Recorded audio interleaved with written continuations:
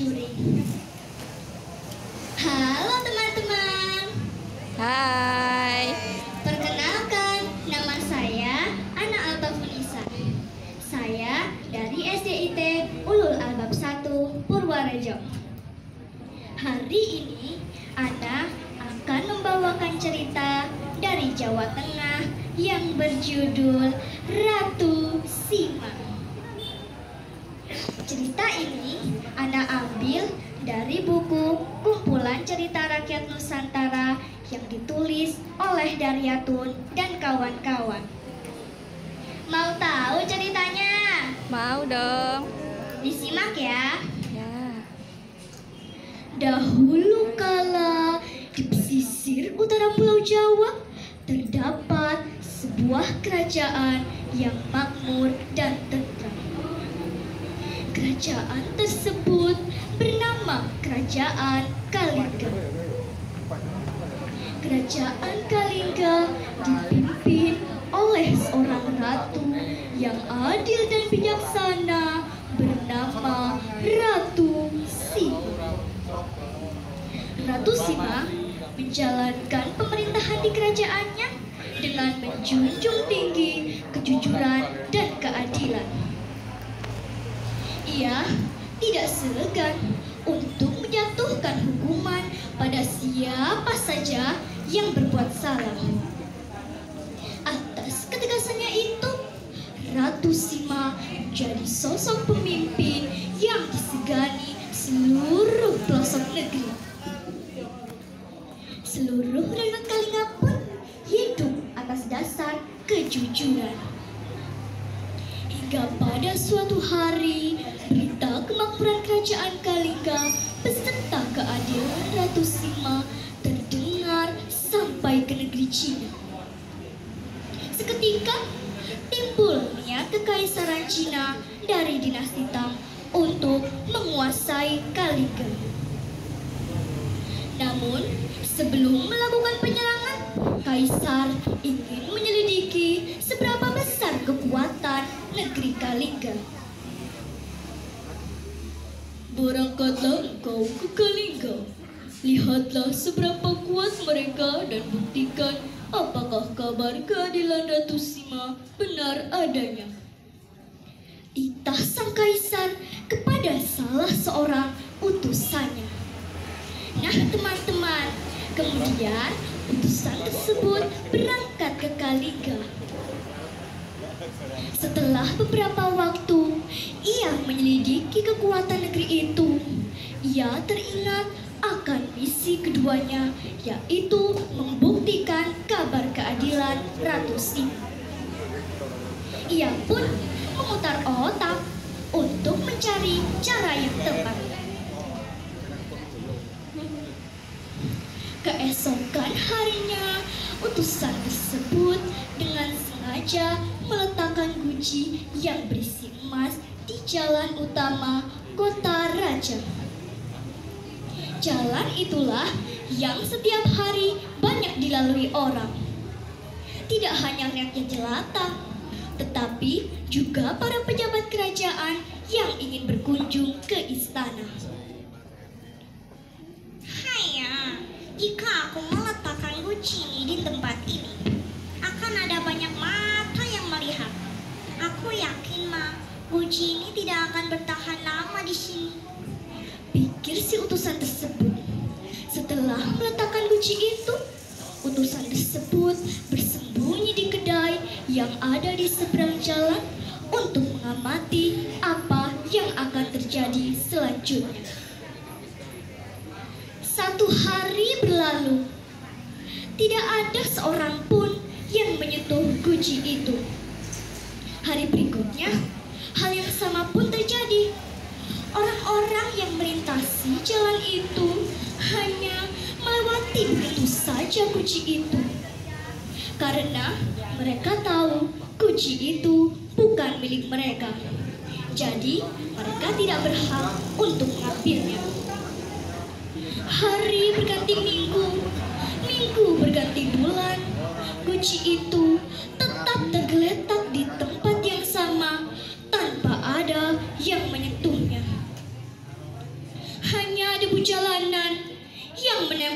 Guji itu. Sang utusan pun mulai merasa lelah menunggu dan nyaris putus asa. Ia pun memutuskan untuk mengakhiri penyelidikannya beberapa hari lagi dan pulang ke Cina untuk melaporkan hasil penyelidikannya kepada kaisar. Keesokan harinya, seperti biasa, sang utusan pergi ke kedai tempat ia melakukan pengintaian. Ia melihat putra mahkota sedang berjalan-jalan seorang diri di kota raja. Ia melintasi jalan di mana Guji itu berada. Tanpa sengaja, kakinya menyenggol Guji itu sehingga tumpahlah isinya. Saat itu, jalanan sangat sepi. Karena merasa tidak sengaja menyenggol, putra mahkota segera berlalu dari tempat itu. Tanpa disadarinya, ada sepasang mata yang sejak tadi mengamati gerak-geriknya. Inilah saatnya melihat keadilan Ratu Sima. Akankah sang ratu tega menghukum putra mahkotanya sendiri? Gumam sang utusan. Setelah menyaksikan utusan tersebut pun segera menghadap Ratu Sima dan melaporkan apa yang dilihatnya kepada Ratu Sima. Ampun Gusti Ratu, ada seorang utusan dari Cina yang melaporkan bahwa ia melihat putra mahkota menyentuh Guji di jalan utama kota raja, kata seorang penggawa. Benarkah itu? Tanya Ratu Sima kepada utusan Cina. Utusan Cina pun mengangguk dengan mantap. Kalau begitu, segera panggil putra mahkota untuk menghadapku, titah sang ratu dengan arif dan penuh wibawa. Beberapa saat kemudian, putra mahkota pun tiba. Putra mahkota pun diadili di depan para menteri dan utusan Cina sebagai saksinya. Ger, putraku, apakah benar kau menyentuh Guji di jalan yang bukan milikmu? Tanya Ratu Sima memulai sidang. Ampun ibunda, Ananda tidak sengaja menyenggol Guji itu. Ananda siap menerima hukuman, jawab putra mahkota dengan mantap. Setelah mempertimbangkan beberapa hal, Ratu Sima pun memutuskan bahwa putra mahkota bersalah karena sudah menyentuh barang yang bukan miliknya.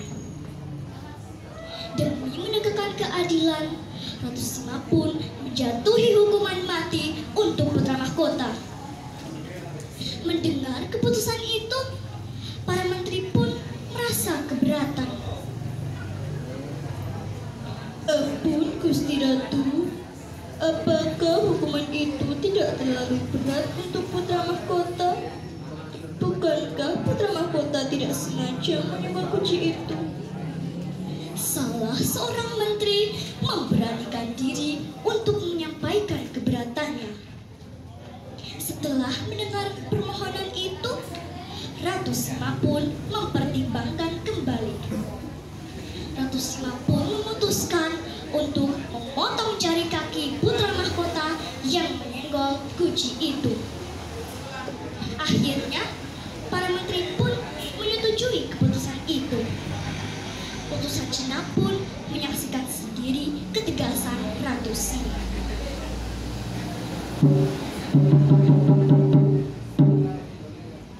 Hukuman dilaksanakan di alun-alun kota raja dan disaksikan seluruh rakyat.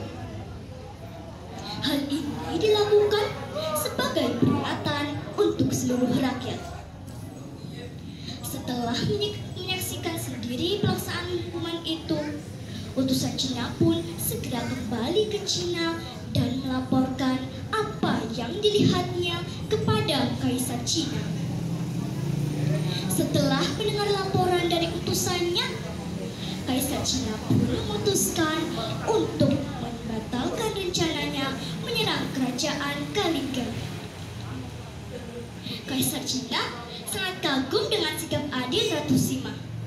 Ia berpikir penyerangannya ke Kalingga akan sia-sia dan hanya memperoleh kekalahan karena kekompakan dan kepatuhan rakyat Kalingga terhadap hukum dan ratunya. Kalingga pun terbebas dari penyerangan Cina berkat keadilan Ratu Sima dan kepatuhan rakyat Kalingga dalam menjunjung tinggi kejujuran dan hukum negerinya. Nah teman-teman, begitulah akhir ceritanya. Pelajaran yang bisa kita ambil adalah: pertama, kita harus bisa berbuat adil, berani membela kebenaran, dan menumpas kejahatan. Amar ma'ruf, nahi mungkar. Yang kedua, kita tidak boleh mengambil barang orang lain tanpa izin. Yang ketiga, kita harus selalu bertanggung jawab atas perbuatan yang kita lakukan. Demikian cerita dari Ana. Wassalamualaikum.